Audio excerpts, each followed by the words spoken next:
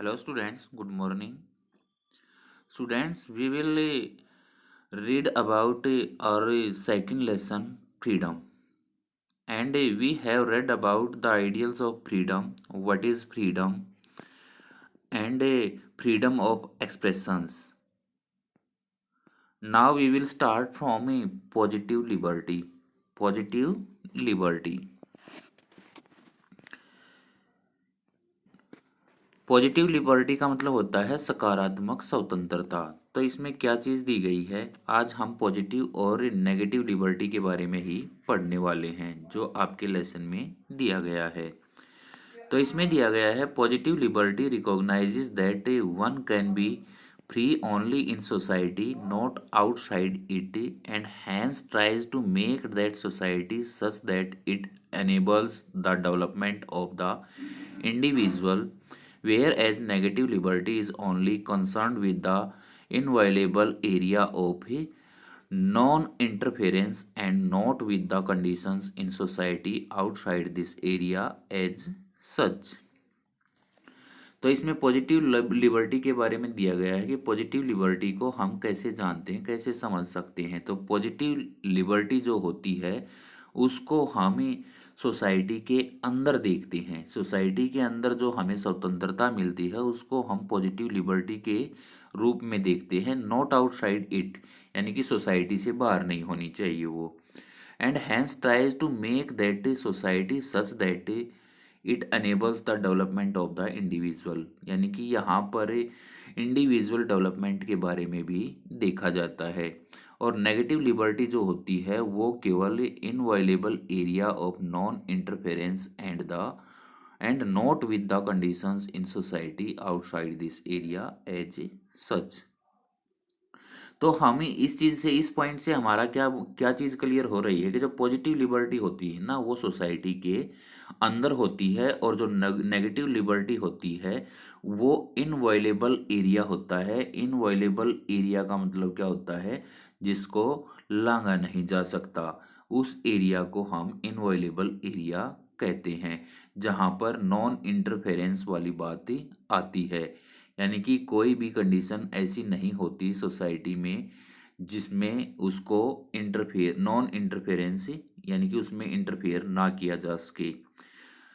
ठीक है, तो ये हमारी पॉजिटिव और नेगेटिव लिबर्टी दी गई है। तो हम केवल ये याद रखेंगे कि पॉजिटिव लिबर्टी जो होती है वो सोसाइटी के अंदर होती है, और नेगेटिव लिबर्टी वो होती है जिसमें सोसाइटी इंटरफेयर करती रहती है, यानी कि सोसाइटी में ऐसी कंडीशन बनाई जाए जिसमें इंटरफेयर होता रहे। उसके बाद आता है positive liberty is concern with looking at the condition and nature of the relationship between the individual and society and of improving these condition such that there are fewer constraints to the development of the individual personality. फिर positive liberty के लिए हम उन conditions को देखते हैं जहाँ पर जो रिलेशनशिप होती है, संबंध होते हैं इंडिविजुअल और सोसाइटी के बीच, यानी कि समाज और किसी व्यक्ति के बीच, उसमें कंडीशंस को इम्प्रूव किया जाता है, यानी कि दोनों के रिश्तों में कुछ इम्प्रूवमेंट होता है। और वहाँ पर कुछ कंसंट्रेंट्स होते हैं, कुछ बाध्यताएं होती हैं development of the individual personality, यानी कि जो इंडिविजुअल पर्सनैलिटी होती है उससे रिलेटेड कुछ बाध्यताएं होती हैं। उसके बाद दिया है in this case it is the state which can constrain a person from acting in a way that causes harm to someone else. यहाँ पर क्या है, इस तरह के केसेस में the state which can constrain कुछ बाध्यताएं रखता है, a person from acting in a way that causes harm to someone else, कि कोई भी आदमी ऐसा काम ना करे जो दूसरों को हार्मफुल हो, दूसरों के लिए हार्मफुल हो या नुकसानदायक हो। फिर दिया है freedom is at the core of human society is so crucial for a dignified human life it should only be concentrate in special circumstance. Freedom जो होती है वो at the core of human society, वह human society के core पर होती है। Core मतलब मुख्य भाग, या ह्यूमन सोसाइटी का मुख्य भाग होती है और यह बहुत ज़्यादा ज़रूरी भी होती है, क्रूशियल भी होती है for a dignified human life. किसी भी आदमी के जीवन को चलाने के लिए बहुत ज़्यादा ज़रूरी भी होती है। और it should only be concentrate in special circumstance. और यह क्या है, ये कंसंट्रेंट भी होती है, जरूरी भी होती है स्पेशल सरकमस्टांस में। इनको बाधित भी किया जा सकता है कुछ विशेष परिस्थिति में। For minor harm Mill recommend only social disapproval and not the force of a law.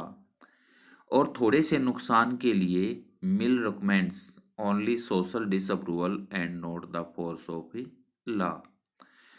Mill जो है ये स्कॉलर है, उसके अकॉर्डिंग मिल का जो मानना है वो क्या है कि अगर थोड़ा बहुत नुकसान होता है तो social disapproval and not the force of a law, तो उसको सोशल डिसअप्रूवल कर देना चाहिए, ना कि कानूनी शक्ति का प्रयोग ही करना चाहिए। उसके बाद आता है people should be ready to tolerate different ways of life, different points of view, and the different interests, so long as they do not cause harm to others। लोगों को तैयार रहना चाहिए टॉलरेट करने के लिए, सहन करने के लिए जीवन के अलग अलग तरीके और डिफरेंट पॉइंट्स ऑफ व्यू, अलग अलग point of view and different interest, क्योंकि हर तरह के लोग मिलेंगे, हर तरह की सोच रखने वाले, हर तरह के इंटरेस्ट रखने वाले लोग मिलेंगे, तो उनको सहन करने के लिए तैयार रहना चाहिए। So long as they do not cause harm to others, इसलिए उनको दूसरों को नुकसान नहीं पहुंचाना चाहिए। ये सारे पॉजिटिव लिबर्टी के अंदर आते हैं। उसके बाद आता है but such tolerance need to be extend to view and actions which may put people in danger or foment hatred against them। लेकिन इस तरह की टॉलरेंस, सहनशीलता की आवश्यकता होती है। नीड नॉट बी एक्सटेंडेड, इसकी ज़्यादा ज़रूरत नहीं होती।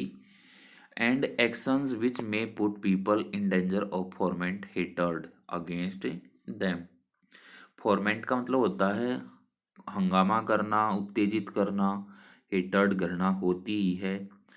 तो जिसमें विच में पुट पीपल इन डेंजर, जिसमें लोगों को खतरा हो सकता है, फोरमेंट हेटर्ड अगेंस्ट देम, और उनके खिलाफ घृणा की जा सकती है, उनके खिलाफ यानी कि घृणा, जलना, उनके खिलाफत करना, उनके अपोज जाना, ये ऐसी घटनाएं हो सकती हैं।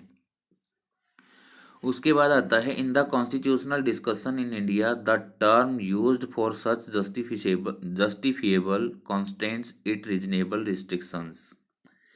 यहाँ पर क्या दिया गया है, जो कॉन्स्टिट्यूशनल डिस्कशन किया गया है इंडिया में, यानी कि इंडिया के कॉन्स्टिट्यूशन में जो चीज़ दी गई है, the term used for such justifiable constants in reasonable restriction, यहाँ पर केवल न्यायपूर्ण बाध्यताएं लगाई गई हैं, रीजनेबल रिस्ट्रिक्शंस लगाई गई हैं।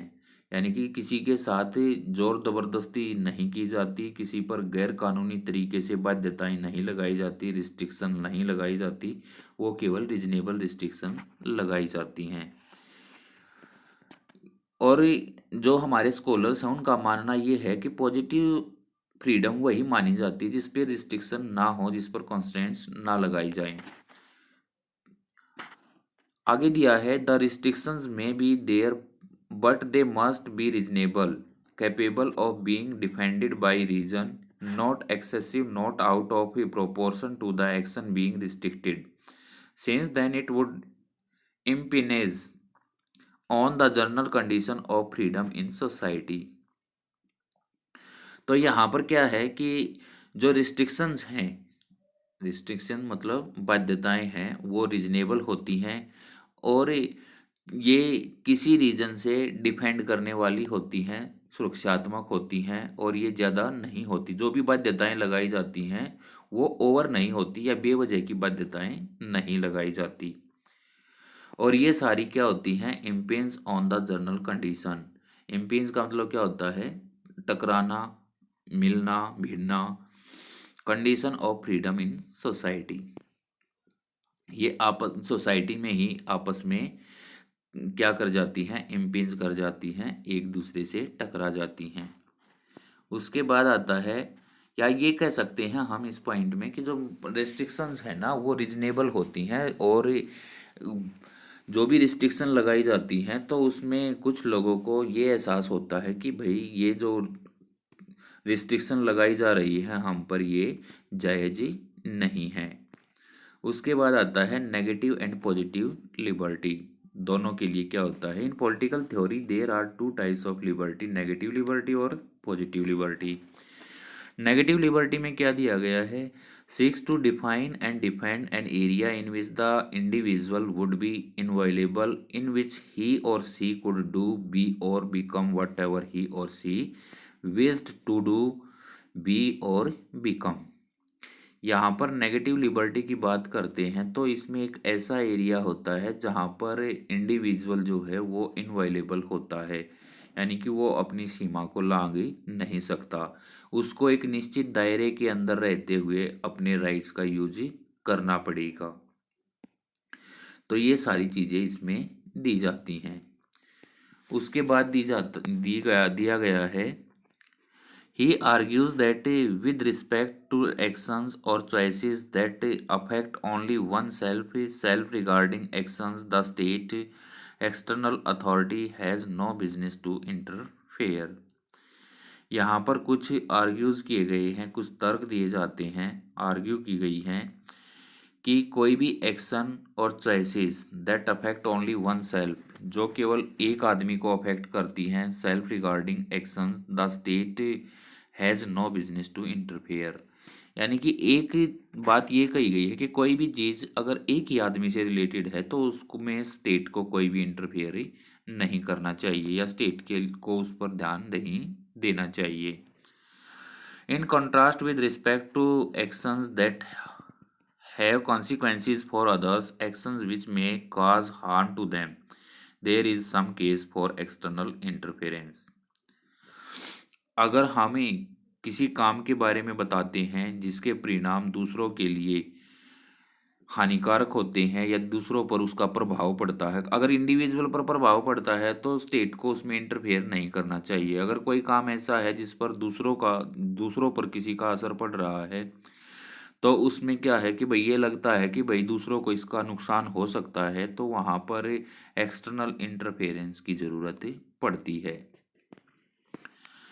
उसके बाद आता है, oppose all those who differ from or reject our views, we see their views or ways of living as unacceptable or even undesirable.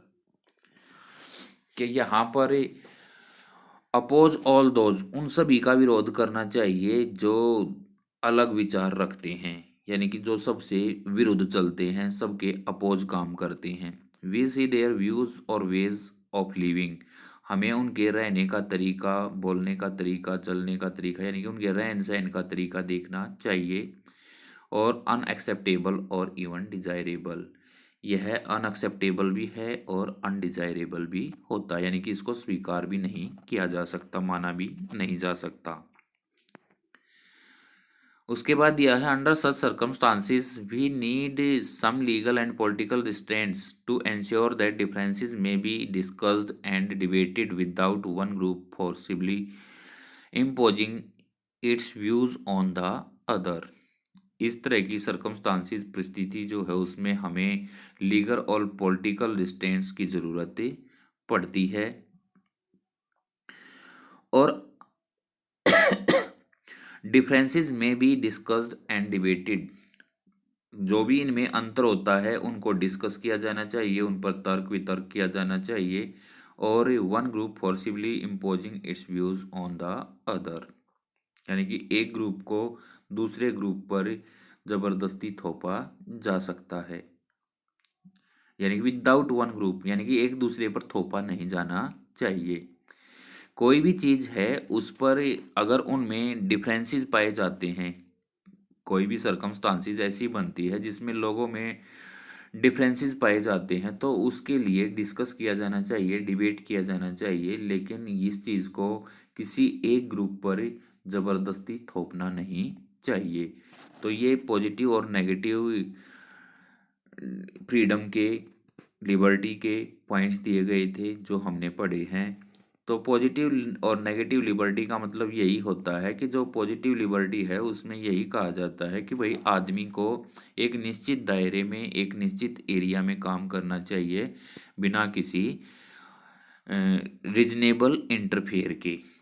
ठीक है, अगर रीजनेबल इंटरफेयर होता है तो वो तो ठीक है, लेकिन अनरीजनेबल इंटरफेयर जो किया जाता है तो वो नेगेटिव लिबर्टी को दिखाता है, नेगेटिव लिबर्टी को शो करता है। तो यहाँ तक का मैटर आप एक बार देख लेंगे, पढ़ लेंगे और अपनी नोटबुक में उतारेंगे। Thank you.